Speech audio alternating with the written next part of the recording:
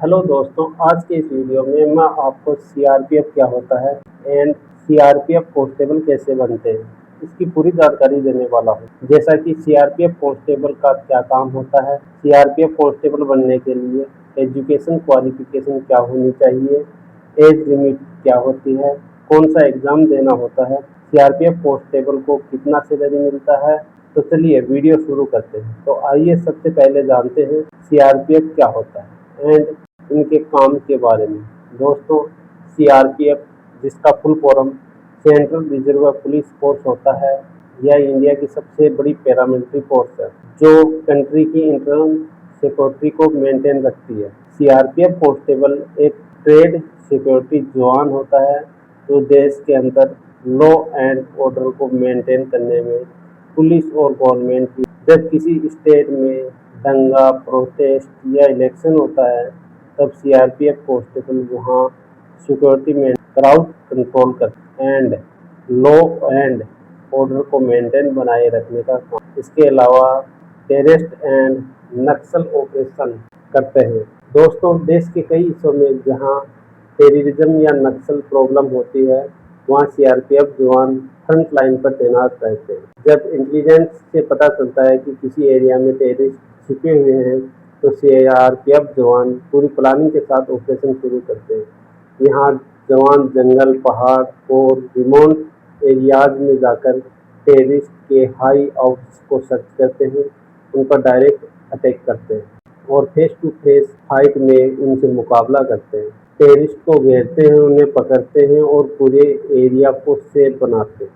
तो दोस्तों, अब आप जान गए कि सीआरपीएफ क्या होता है और सीआरपीएफ कांस्टेबल का। तो चलिए अब जानते हैं सीआरपीएफ कांस्टेबल बनने के लिए education qualification and age limit क्या है। तो अगर आप बात करें कि तो कैंडिडेट 10वीं क्लास पास होना चाहिए। एज लिमिट कैंडिडेट की एज 18 साल से 23 साल के बीच होनी चाहिए, यानी कि मिनिमम एज 18 साल है एंड मैक्सिमम एज 23 साल रखी गई है। यहाँ पर एसएससी एसटी कैटेगरी को 5 साल और ओबीसी कैटेगरी को 3 साल की छूट दी जाती है। तो चलिए अब जानते हैं सीआरपीएफ कांस्टेबल कैसे बनते हैं, इसकी प्रक्रिया क्या है। तो दोस्तों, सीआरपीएफ कांस्टेबल बनने के लिए सबसे पहले आपको इसका फॉर्म भरना होगा। सीआरपीएफ कांस्टेबल का सिलेक्शन एसएससी जीडी के थ्रू होता है। तो जब भी इसकी वैकेंसी आएगी, आपको अप्लाई करना है। फॉर्म अप्लाई करने के 1 से 2 मंथ बाद एग्ज़ाम स्टार्ट होती है, जो कि 3 स्टेज में होती है। पहला होता है सीबीटी टेस्ट, दूसरा होता है फिजिकल एंड तीसरा होता है measurement test, medical and documents verification. तो चलिए इन तीनों स्टेज के बारे में थोड़ा थोड़ा डिटेल में जानते हैं। Number 1 CBT test. दोस्तों, यह एग्ज़ाम कंप्यूटर बेस्ड है। इसमें मैक्सिमम क्वेश्चन पूछे जाते हैं। इसमें एमसीक्यू क्वेश्चन पूछे जाते हैं जो math, reasoning, GA and GS और इंग्लिश एंड हिंदी से होते हैं। यह एग्ज़ाम 1 घंटे का होता है। इसमें 80 क्वेश्चन पूछे जाते हैं। 0.25 की नेगेटिव मार्किंग भी होती है। जो कैंडिडेट्स इस सीबीटी टेस्ट को क्लियर कर लेते हैं, उन्हें फिजिकल टेस्ट एवं मेजरमेंट टेस्ट के लिए बुलाया जाता है। फिजिकल टेस्ट में सबसे पहले रनिंग कराई जाती है।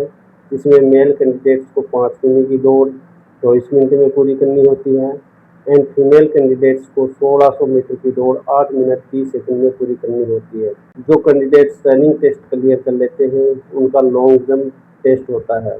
लॉन्ग जंप में मेल कैंडिडेट को 12 फीट कूदना होता है एंड फीमेल कैंडिडेट्स को 9 फीट कूदना होता है। इसके बाद हाई जंप होता है, जिसमें मेल कैंडिडेट को 3 फीट 9 इंच कूदना होता है एंड फीमेल कैंडिडेट को 3 फीट ऊंचा कूदना होता है। तो जो कैंडिडेट फिजिकल टेस्ट को क्लियर कर लेते हैं, उनका फिजिकल मेजरमेंट टेस्ट होता है, जिसमें सबसे पहले हाइट मेजरमेंट होती है। मेल कैंडिडेट्स का हाइट 170 सेमी होना चाहिए एंड फीमेल कैंडिडेट्स की हाइट 157 सेमी होनी चाहिए। दोस्तों, हाइट में एसएससी और एसटी कैटेगरी को 5 सेमी की छूट दी जाती है। इसके बाद चेस्ट की साइज नापी जाती है। जिस मेल कैंडिडेट का चेस्ट का साइज 80 सेमी होना चाहिए एंड फ्लाउट के बाद 85 सेमी होना चाहिए। फीमेल कैंडिडेट की चेस्ट नहीं नापी जाती है।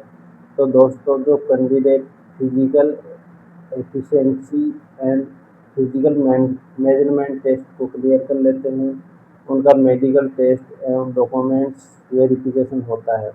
मेडिकल टेस्ट में कैंडिडेट्स की आँख, नाक, मुंह, पैर, ओवरऑल बॉडी चेक की जाती है एंड डॉक्यूमेंट्स वेरिफिकेशन में कैंडिडेट्स की सारी ओरिजिनल डॉक्यूमेंट्स चेक किए जाते हैं, जैसे 10वीं का मार्कशीट, कास्ट प्रमाण पत्र, आधार कार्ड, ID प्रूफ आदि।